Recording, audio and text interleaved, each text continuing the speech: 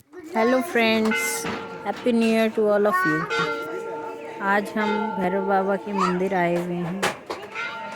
आप लोग भी भैरव बाबा के मंदिर में दर्शन कीजिए। ये बहुत ही पुराना और जाना माना भैरव बाबा का मंदिर है जो कि चाणक्यपुरी में है।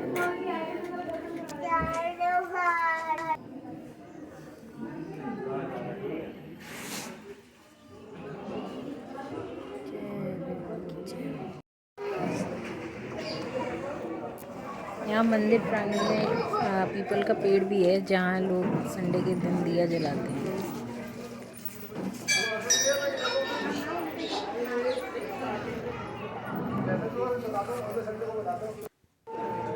यहाँ भैरव बाबा के मंदिर में एक शिव बाबा का मंदिर भी है छोटा, जैसा कि आप देख सकते हैं।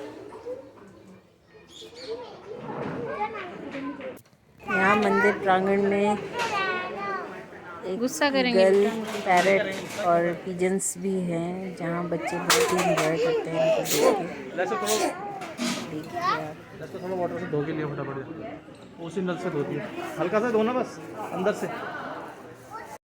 ना।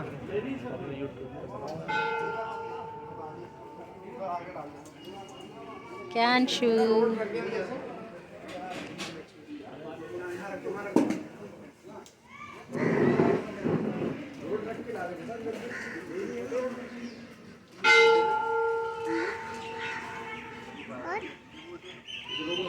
शो देखो जैसे बनाना है।